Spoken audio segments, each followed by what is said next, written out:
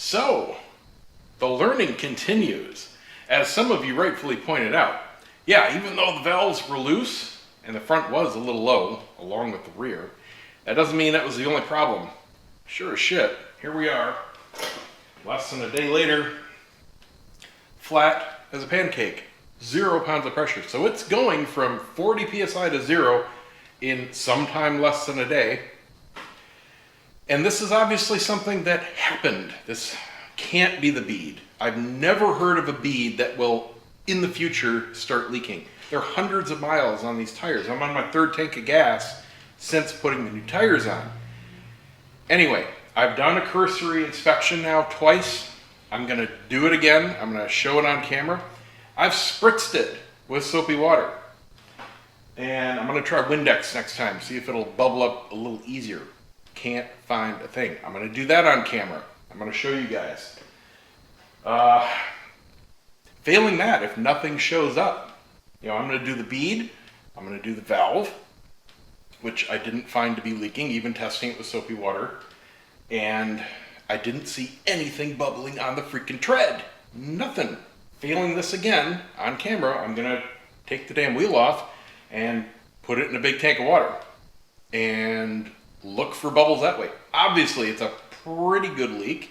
It's not super fast. It's nothing I can hear, but it's completely emptying in less than a day. So my gut feeling is there's a pinprick somewhere. Something punctured it and didn't stay in the tire. I've never had that happen, but I've seen it on videos. Anyway, I just don't see anything obvious right now, but let me set you up on a tripod here and you can inspect with me. I'm gonna look over it by hand here dry real quick, just once again, and then we'll spritz it. Both sides and the tread and both beads and the valve with Windex and see what happens. And by the way, yes, I always run caps. Yes, they do have the little O-rings to seal dust and moisture out. And the front is holding from yesterday. Not yesterday, 2 days ago now. Yeah, I missed yesterday. From tightening its valve. So it hasn't dropped, just the rear this time. Okay, let's do the right side bead first.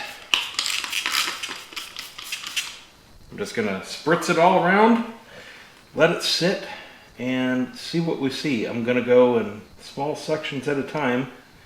You guys are gonna find out with me where the hell this leak is. I'm really curious. At this point, I don't even care if it's a puncture.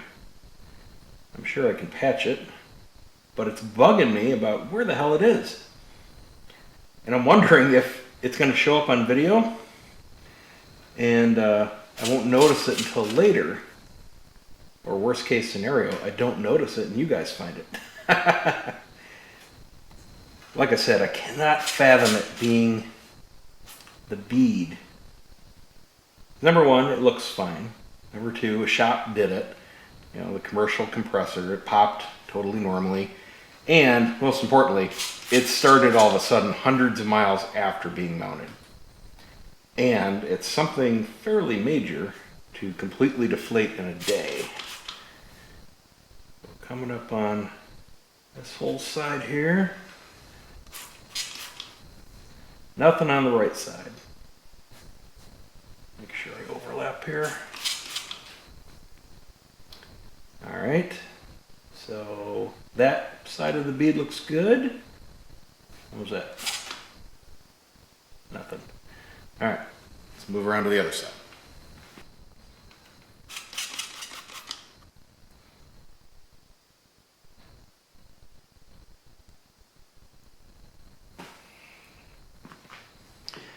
Okay, stupid me forgot to reinflate the tire. I'm a dingnut. Stand by.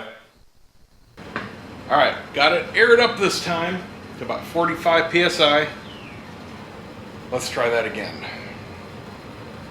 If anybody was curious if I sugarcoat my mistakes,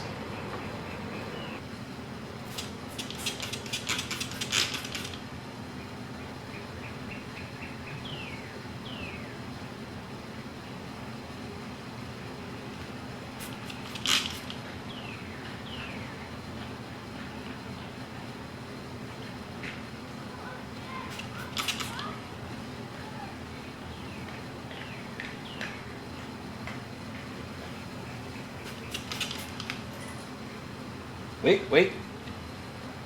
I hear something. I hear a hiss.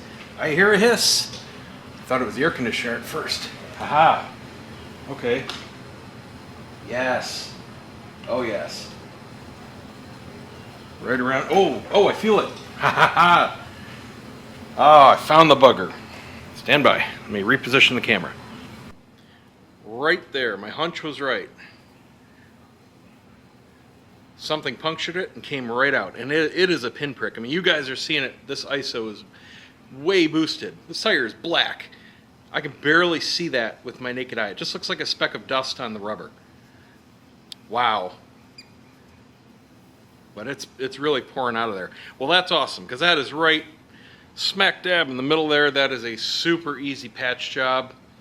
Not a big deal whatsoever. So yeah, somewhere I picked up something.